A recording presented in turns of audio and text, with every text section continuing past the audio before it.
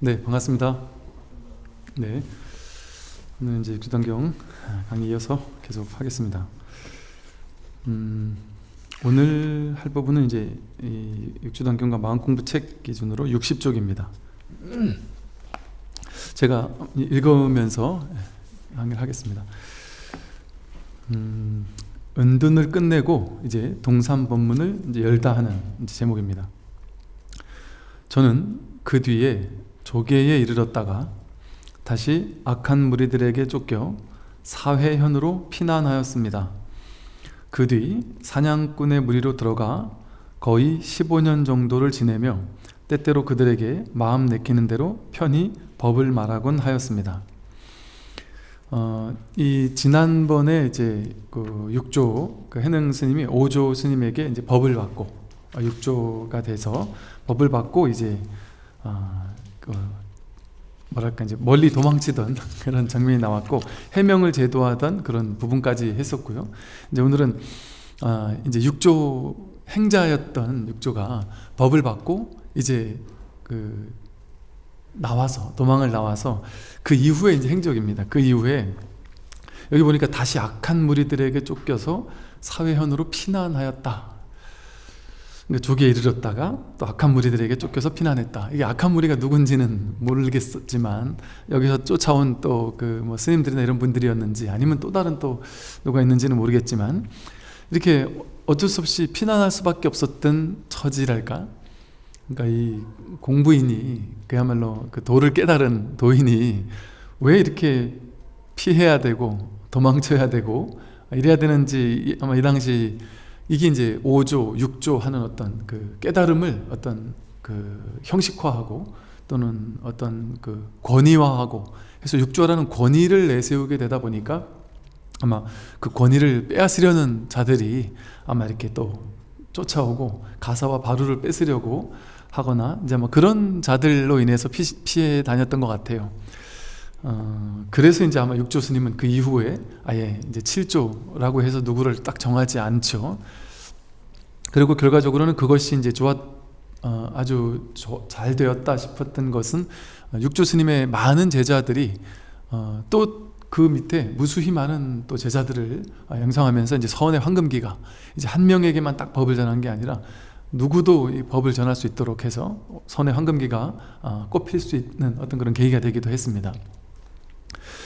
이 보통 이제 다른 스님들은 이제 보임이라고 해서 오후 수행이라고 해서 깨달음을 얻고 나서 견성을 하고 나서 이제 오후 보임 이렇게 얘기를 해요. 이제 소를 키운다 해서 수행을 하는데 그 수행을 할 때 이제 보통 스승님 밑에서 스승님의 지침을 받으면서 보통 하는 것이 이제 보통 기본 룰이죠. 근데 이제 6조 스님은 모든 것이 지금 막 파격인 것처럼 이제 보임 수행도 상당히 파격입니다. 스승님께 법을 전해 받고 그러고서 그 스승님 밑에서 스승님을 모시고 깨달음 이후에 보임 수행을 하신 것이 아니라 사냥꾼의 무리로 들어가서 거의 한 15년 정도를 여기서도 이 6조 스님도 15년 동안을 지내면서 쉽게 말하면 이때가 이제 보임 깨달음을 이렇게 익숙하게 하고 이랬던 어떤 시간이죠.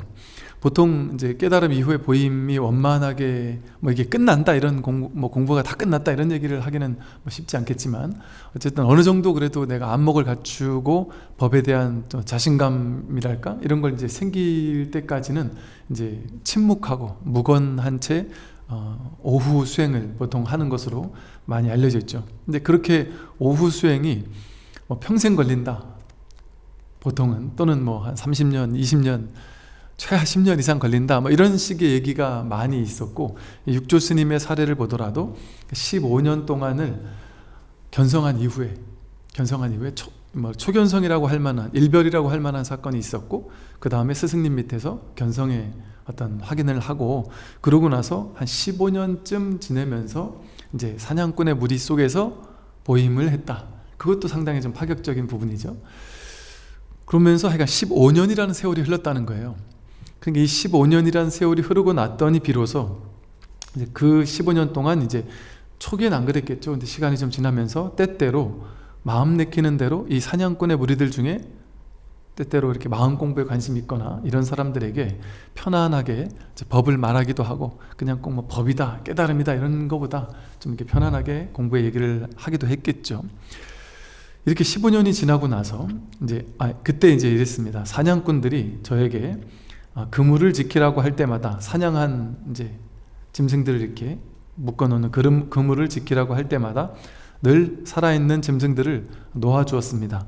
그러니까 오늘 공부할 이제 사실은 이 부분은 이 돈항본 육조단경에는 육조단경의 아주 핵심만이 담겨 있다고 말씀을 드렸어요. 되게 축약본 같은 느낌이고 초기본이고, 이 덕이본은 후기 육조단경이고 많이 덧붙여진 살이 덧붙여진 게 많다고 했습니다. 그런데 이 덕이본이 장단점이 있다. 단점이라고 하면은 덧붙여진 게 많으면서 좀 자세히 설명을 하다 보니까 많이 덧붙여놔서 자세하고 이제 소상한 점은 있지만, 단점은 좀 굳이 이런 얘기까지 해야 되나 하는 좀 쓸데없는 얘기들도 좀 들어가 있고, 또 약간 좀 신통 자제한 뭐 이런 이야기들도 약간 신앙적인 이런 것들 때문에 좀 추가한 이런 부분들도 일부 있는 것 같고, 그런가 하면 그럼에도 불구하고 이 덕이본을, 우리나라에서는 덕이본이 상당히 오랫동안 가장 많이 유통됐던 본이거든요. 근데 그럴 수 있었던 이유가 이 돈항본에는 없는 새로 추가된 내용인 듯은 하나, 상당히 그 육조단경의 그 정신이라고 할 만한 그런 아주 중요한 핵심 구절들이 다수 등장을 하는 거죠. 그 말은 이것을 누가 좀 첨가를 했는지, 뭐 어떤 방식에 의해서 첨가가 되었는지 뭐 자세히 알 수는 없으나, 상당히 선의 안목을 지닌, 그야말로 오후 수행을 아주 충분하게 이렇게 익힌 그런 어떤 법의 안목을 지닌 분이 이렇게 쓴 것은 분명해 보인다라는 점 때문에 이 덕이본을 봅니다. 이 돈항본에는 오늘 공부할 이 내용들은 없습니다. 아예. 지난번까지 그 쫓아온 해명을 구제한 내용, 또 해명을 구제한 내용도 덕이본은 자세히 나와 있는데 돈항본은 그냥 구제했다 이렇게만 나와 있단 말이죠. 그래서 이 돈항본에는 오늘 공부할 부분은 없고 바로 법문을 설하는 내용이 이제 바로 정해에서부터 법을 설하는 내용이 나옵니다. 근데 그 이제 저간에 좀 여기에서는 볼 수 없는 내용들을 볼 수 있는 부분이죠. 그러니까 이제 이런 부분들을 넣은 거겠죠. 이제 어떻게 보임을 했는지 또 이런 이야기들이 조금 이제 덧붙여져 있어요. 사냥꾼들이 저에게 그물을 지키라고 할 때마다 늘 살아있는 짐승들을 놓아주었습니다. 그 짐승들 잡은 것을 좀 측은한 마음과 어떤 동체 대비심, 아마 이런 것들을 좀 드러내는 구절이 아닌가 싶어요. 그래서 사냥 짐승들을 좀 놓아주었다. 아마 사냥꾼 무리들한테는 좀 찍혔겠죠. 좀 그렇지 않을까 싶고, 또 늘 식사할 때가 되면 고기 삶는 솥 한쪽에 나무를 익혀 먹었는데, 그 사람들은 이제 사냥을 한 걸 먹으니까 그 고기를, 아마 본인은 그래도 행자고 스님인데 육조인데 그 고기를 먹으면 되겠는가 또 하는 마음으로 한쪽에 이제 나무를 익혀서 먹고 살았다. 혹 누가 물으면 고기 옆에 채소만 먹는다라고 말하였습니다. 아마도 그 육조로서의 어떤 권위 내지는 어떤 청정한 어떤 이런 삶의 모습, 이런 것들을 좀 드러내고자 이런 말들이 아마 덧붙여진 것 같아요. 그러던 어느 날 문득 한 생각이 일어났습니다. 이제는 마땅히 법을 펼칠 때가 되었다. 더 이상 숨어 있을 수만은 없다. 라는 한 생각이 이제 비로소 일어난 거죠. 얼마 만에? 도를 깨친 지 15년 만에. 15년 동안 이제 오후 보임 수행을 했단 말이에요. 그러고 나니까 이제는 자신감이 생긴 겁니다. 이제 법의 안목이 탁 갖춰지고, 이 정도면 내가 이제 법을 펼 만한 어떤 자신감이 딱 생겼고, 이제는 내가 법을 펼칠 때가 되었구나라는 어떤 자신 안에서 우러나온 어떤 그런 확신이 있었겠죠. 여기서도 보듯이 육조 해능 스님조차 견성하고 나서 15년이 지난 후에 내가 이제 법을 펼 수 있겠구나 이런 자신감이 생겼잖아요. 그만큼 이제 내가 공부에 대한 자신감이라는 것은 이제는 내가 어떤 경계 분별에 휘둘리지 않을 수 있겠구나, 어떤 경계가 오더라도 거기에 이제 좀 여여할 수 있겠구나, 이런 어떤 자신감이기도 한 거예요. 이 육조 스님같이 우리가 참 위대하게 보는 거의 뭐 부처님처럼 떠받드는 거죠. 육조당 경이라고 이름을 붙였을 정도니까. 근데 이런 스님조차 보임에 15년이 걸렸다는 거예요. 쉽지 않다는 얘기입니다. 이 말씀을 강조하는 이유는 이제 특히나 요즘 이제 코로나 시국으로 한 2년 가까이 코로나로 이제 사람들의 발이 묶이고 하다 보니까 우리 불자분들이 이제 어디 절에도 못 가고 친구 만나러 다니지도 못하고 뭐 어디 가지를 못하니까 맨날 집에만 계시는 거예요. 그러다 보니까 주로 이 불교 신자분들이 유튜브를 통해서 이제 막 법문을 듣고 불교 신행 생활을 이제 좀 대신하는 속도가 되게 빨라진 것 같아요. 최근 1, 2년 사이에 코로나 때문에.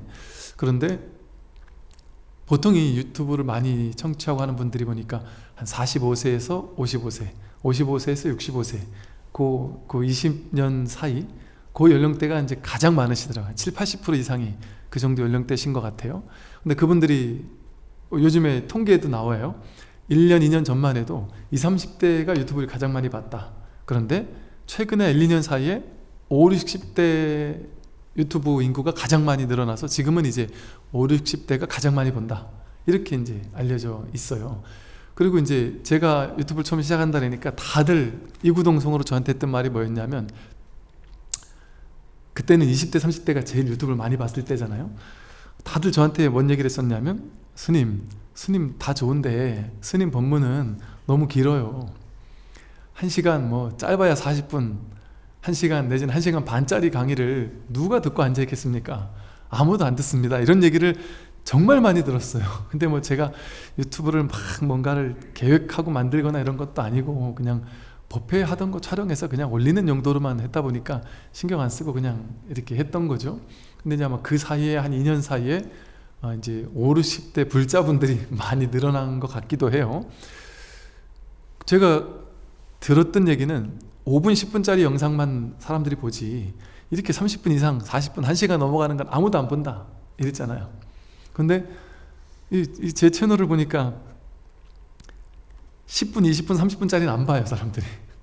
몇천 클릭밖에 안 되더라고요. 근데 오히려 한 1시간 이상 되는 것들이 이제 몇만 클릭을 하고 사람들이 더 많이 보더라고요.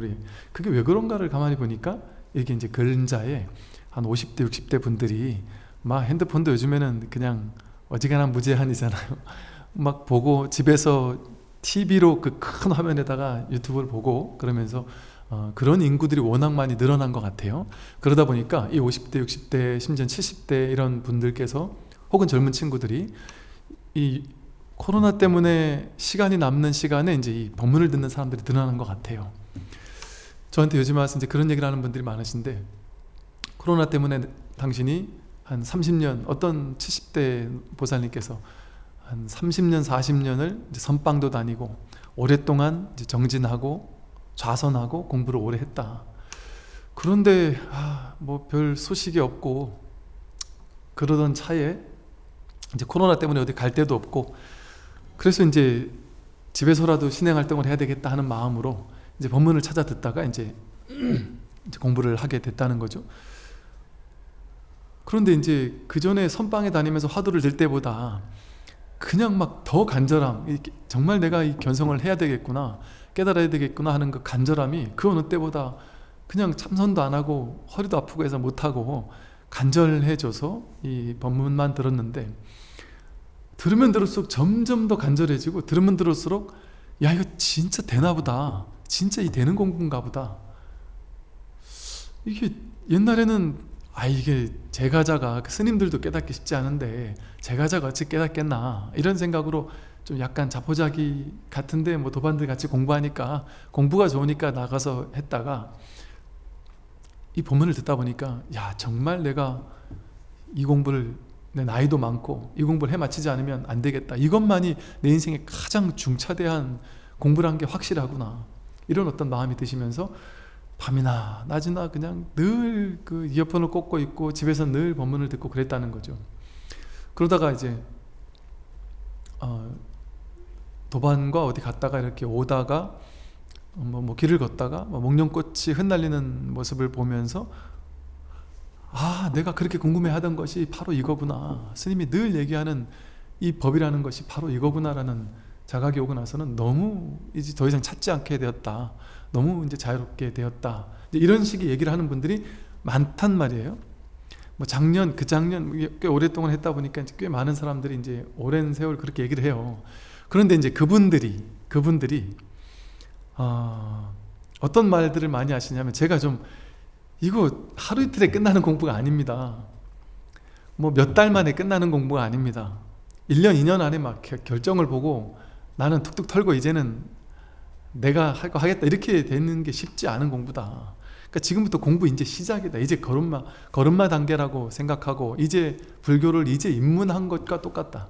그러니까 이게 이제 좀 놀랍겠지만 견성이라는 것은 대단한 무언가가 전혀 아니에요. 대단한 것도 아니고 그야말로 불교를 입문한 것과 같다. 이제 걸음마 단계를 이제 시작했다라고 볼 수 있어요. 이제 초등학교 막 유치원 이제 막 들어갔다라고 할 수 있죠. 그럼 그전에는 뭐냐? 그전에는 유치원도 못 들어간 거예요. 아직 학교 입학할 자격도 안 되는 거죠. 그냥 모르는 거예요. 그냥 아무것도 모르는 거예요. 스님이 뭐 얘기는 하고 있는데 뭔가 간절해지긴 하는데 나는 모르겠구나, 절대 뭔 얘기든 난 도저히 알아듣질 못하겠다 하고 콱 막혀있는 시간을 보내는 거예요. 그게 바로 화두고, 그렇게 화두가 저절로 들리는 상태에서 법문을 듣다가 시절 인연을 만나면 문득 이 소식을 확인한다.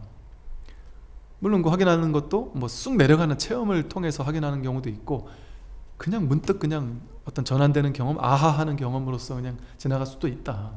그런데 이제 그 이후가 중요한데 다들 조바심을 내는 것 같고, 본인이 이제 이 자리를 확인한 지 뭐 한 몇 달 지나지도 않고 심지어 1년도 안 지나고 이랬는데도 왜 그 마음은 알죠. 왜냐하면 내가 이걸 정말 깨달았다면 내 인생이 확 달라져야 될 것 같고 내가 완전히 그냥 깨달은 사람의 삶으로 확 바뀌어야 될 것 같은데 현실은 그렇지 않단 말이죠. 왜냐하면 이 현실 살아오든 지금까지 살아오든 업습이 워낙 길게 우리를 작용하고 있다 보니까 자전거 세게 달리다가, 자동차가 세게 달리다가 브레이크를 잡으려고 해도 고속도로에서 브레이크를 딱 잡기 시작해도 한참은 가야지만 설 수가 있거든요. 그 시간이 육조 스님도 15년이 필요했다 그랬는데 어떻게 우리가 막 1년 2년 만에 그렇게 막 원숙해지고 법에 안목이 생겨서 어록의 말씀, 경전의 말씀 이해 다 안 됩니다. 당연합니다. 자연스러운 일이다. 이해 안 되는 게 당연하다. 자연스러운 거다. 이게 왜 이해가 다 안 되죠? 화두가 왜 전부 다 툭툭 다 털려나가지 않죠? 당연하다는 거예요.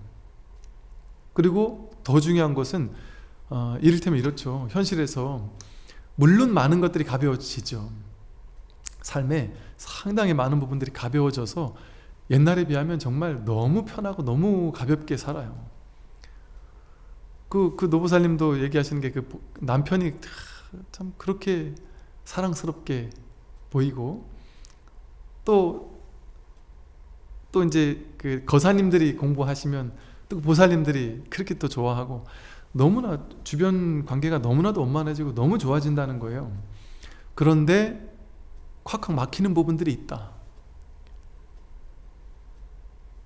자신의 업이 좀 두터웠던 부분이라든지 예를 들면 아니면 애착이 강했던 부분, 예를 들면 뭐 자식에 대한 애착이라든지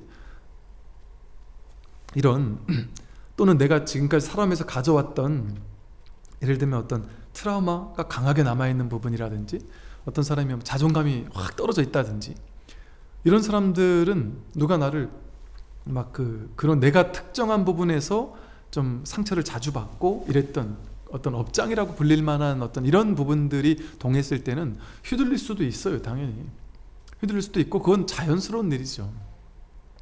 그러나 이제 공부를 점점 해가면 해갈수록 이제 그런 것들이 그러면서 이제 오후 수행이라고 하는 게 수행이라는 말은 그때부터 붙는다는 거죠. 그래서 잘 윗바사나 하게 된단 말이에요. 관하게 된다. 지관. 그런 망상이 일어날 때마다 그걸 멈추고 보게 된단 말이죠. 그래서 이 모든 것이 결국에는 이 하나의 법이구나. 서로 다르지 않은 것이구나 하는 이 불이법에 다시 돌아올 자리, 이 돌아올 자리가 확보가 되는, 그래서 이 소를 키운다라는 것이 자꾸 왔다 갔다 하는 마음을 그때 이제 저절로 윗바사나가 되는 측면이 있다. 깨달음도 없는 상태에서, 법에 대한 안목이 없는 상태에서 그냥 무대뽀로 명상한다? 무대뽀로 윗바사나 한다? 잘 안 됩니다. 제 말이 아니라 윗바사나 전문가분들한테 들은 얘기예요. 윗바사나를 오랜 세월 시켜보니까 이게 세계적으로 상당히 유행하다 보니까 그 어떤 이제 명상이라는 명성 때문에 많은 사람들이 관심을 가진다. 그런데 이게 치명적인 단점이 있게 느껴진다. 명상 지도자들이 한 얘기예요. 그게 뭐냐고 여쭤봤더니 관심 가지는 사람은 많은데 이게 진척이 빠르지 않다 보니까 한 1년 막 열심히 하다가 나가 떨어지는 사람들이 너무 많다는 거예요. 진척이 없으니까, 삶의 변화가 별로 없고 그게 크게 없으니까 나가 떨어진다. 심지어 삼매 체험을 그걸 통해서, 거기서 삼매 체험을 나름 또 중요하게 여기는 또 전통도 있으니까 그런 곳에서 삼매 체험을 중요시 여기는데, 삼매를 나름 또 체험한 사람은 또 그 재미에 또 다른 삼매를 체험하려고 또 하는 사람도 일부 있고, 그러나 그 또한 삼매를 체험하고 나서도 또 문제가 부처님과 똑같은 거죠. 삼매를 체험했는데 삼매가 들었을 땐 좋은데 편한데 나왔을 때 또 혼란스러운 문제가 또 생기더라. 그리고 삼매를 아무리 체험한들 삶이, 현실 생활이 바뀌질 않는다. 부부관계가 계속 여전히 안 좋고, 친구들과의 관계, 사회생활에서의 문제, 미래에 대한 두려움, 막연한 직장생활에 대한 두려움 여전하다는 거죠. 당연합니다. 그래서 이 명상이라는 게, 수행이라는 게, 그러니까 이러잖아요. 우리는 수행 열심히 해서 깨닫는다. 아닙니다. 불교의, 이 선불교의 특히나 본 뜻은 수행 열심히 해서 깨닫는 것이 아니라 법문을 듣고, 함경 니까야 보세요. 전부 다 부처님 법문 듣고 깨어나잖아요. 요즘에 제가 이제 우리 불교대학에서 그 부처님 생애를 다시 한번 좀 이렇게 치밀하게 하나 보고 있는데, 뭐 부처님 주요 제자들 전부 다 명상하다 깨달은 게 아니에요. 부처님께 중도, 팔정도, 사성제, 오온 12처, 18개, 삼법인 법문 듣다가 깨어납니다. 다. 빠르면 바로 법문 듣고 나서 그 자리에서 깨닫고요. 오히려 약간 근기 낮은 사람일수록 바로 법문 듣고 바로 깨어나고, 조금 근기가 높은 사람일수록 오히려 뭐 일주일도 걸리고 15일도 걸리고, 안한존자처럼 뭐 부처님 열반하실 때까지 깨닫지 못하는 사람도 있긴 있을 수 있겠습니다만, 그래서 그렇게 일단은 법문을 듣다가 먼저 이 자리를 확인하는 게 먼저다. 중요한 일이다. 그래서 이 법이 무엇인지, 이 법의 안목을 갖추는 것. 그래서 이게 저는 이게 체험이라는 말은 어감이 좀 너무 제한되어 있어요. 어떤 막 그냥 세계가 무너지고 눈앞이 무너지고 뭔가 쑥 내려가는 이런 강렬한 체험이 오지 않으면 이게 그 공부가 아닌 것처럼 느낄 오해의 소지가 있는 용어예요. 체험이라는 용어는. 그 체험이라기보다는 뭔가 법의 안목이 밝혀진달까? 그래서 이제 그런 측면에서 임재 스님도 이제 진정견해, 참되고 바른 견해가 쓴다, 이런 표현을 썼어요. 진울 스님도 이 견성을 해오처라고 불렀어요. 해오라는 말은 이해하는 깨달음이라는 뜻이거든요. 해오 이후의 수행을 통해서 이제 증오에 이른다, 이렇게 표현을 한 거죠. 부처님도 지견을 확립해야 한다. 그래서 바른 지견을 갖춘 것을 불지견이라는 말을 썼거든요. 그러니까 지견이라는 말이 어찌 보면 지혜에 대한 어떤 견해, 안목, 이런 개념이거든요. 그런데 그것이 중요하단 말이죠. 그래서 바른 안목을 갖춰서 법에 대한 바른 안목을 갖추게 되었을 때, 연기에 대한 바른 안목을 갖추게 되었을 때, 이 오온이 내가 아니었구나, 조견 오온 개공 도일체 고액이 된단 말이죠. 그래서 이 몸뚱이, 느낌, 생각, 의지, 의식, 이 오온이 내가 아니었구나, 그야말로 이 법신불이라고 부르는 이 삼라만상 온 이 법계의 허공성이, 이것이 나의 본성이라면 본성이지, 따로 이 몸과 마음에 어떤 걸리는 이런 것들이 먼저 끊어진단 말이죠. 그 이후에 이제 보임수행을 통해서 법이라고 내가 쥐어놓았던 이 법조차도 이제 사라지는 체험들이 일어나고, 체험이라기보다는 그런 어떤 견해, 바른 어떤 진정 견해가 생겨나고, 그러면서 이제 점차 법에 대한 안목이 갖추어져서 어떤 경전을 보더라도 어떤 어록을 보더라도 이게 다 그야말로 저절로 이렇게 회통이 되는 것에는 시간이 좀 걸린다. 시간이 걸립니다.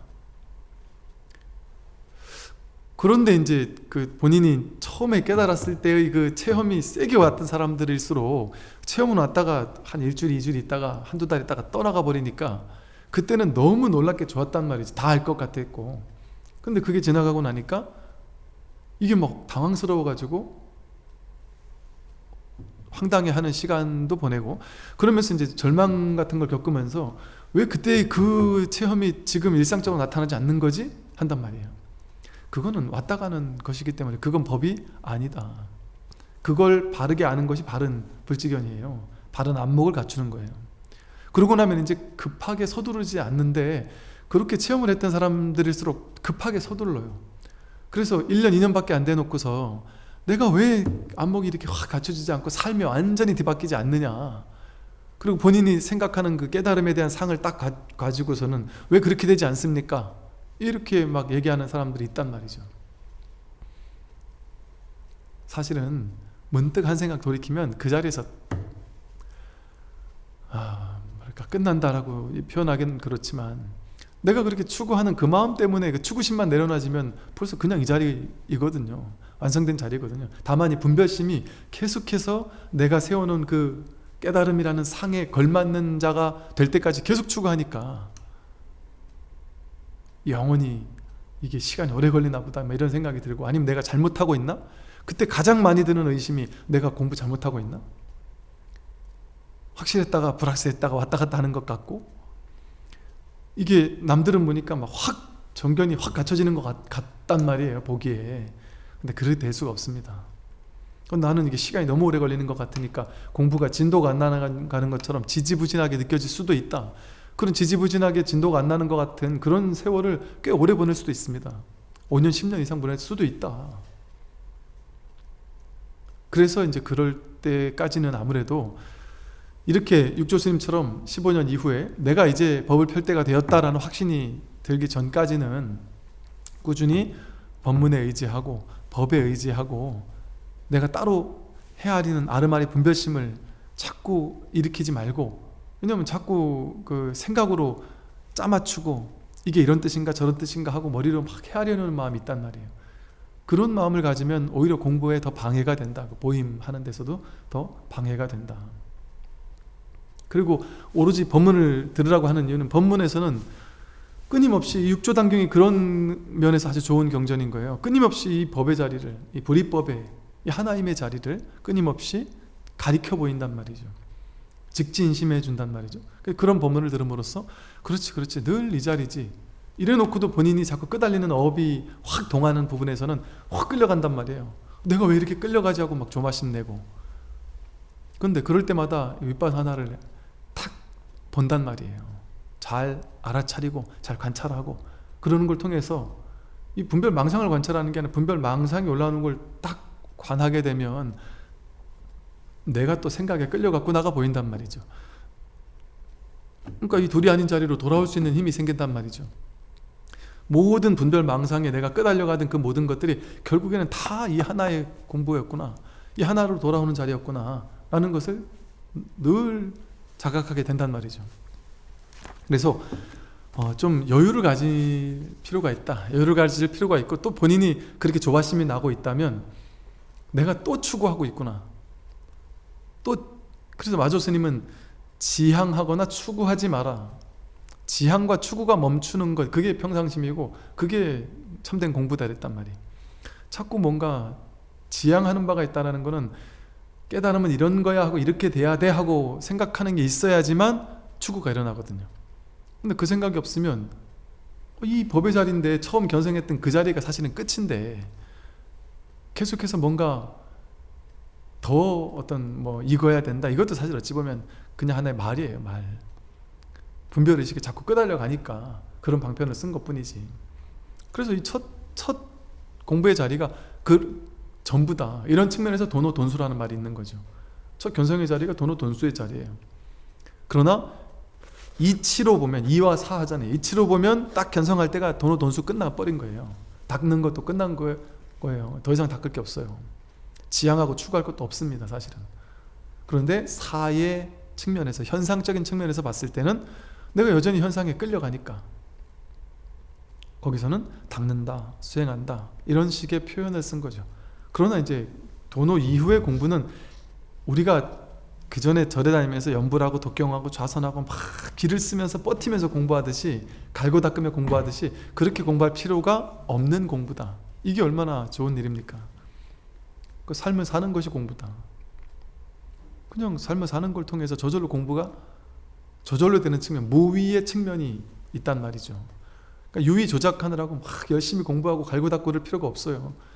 그러니까 열심히 일하고 자식 키우고 할 거 다 하고, 그러면서 늘 마음 한구석에 이 공부에 대한, 법에 대한 이 마음을 놓치지 않고 저절로 놓치지 않게 되는 것이지, 내가 놓치지 않으려고 애쓸 필요가 이제 그때부터는 없어진다. 그래서 이 15년이 지나고 났더니 이제 육조 스님도 15년 동안, 제가 모르긴 해도 육조 스님도 그랬을 거예요. 처음 한 5년 동안은 야, 내가 육조라는 법을 받긴 했는데 내가 아무리 나를 봐도 나는 여전히 중생 같다, 나는 여전히 그냥 사냥꾼의 한 사람 같은데 내가 어떻게 육조야, 내가 어떻게, 그 오조 스님이 혹시 실수한 거 아니야, 나를 잘못한 거 아니야, 이런 마음도 있었을 거예요, 분명히. 그리고 이제 한 5년 10년 지나가고 이제 넘어가고 하면서 조금씩 뭔가 이렇게 믿음이 갖추어지고, 이게 이제 신성취라고 그래. 신성취. 믿음이 점차 성취된단 말이죠. 그래서 진짜 믿음이 성취되는 것은 깨달음이 성취되는 것과 다르지 않다고 그래요. 그러면서 점차 그렇구나 하는 어떤 신성취가 점차 아마 견고해졌을 것이고, 한 15년이 지나면서 내가 이제 정말 안목이 확실하고 내가 이제 더 이상 숨을 필요도 없겠구나, 내가 이 법을 누구와 어떤 법거량을 해도 이제 내가 법을 펼 수 있겠구나, 아마 이런 정도의 어떤 자신감 아닌 자신감, 네, 이제 시절 인연이 딱 생겨난 거죠.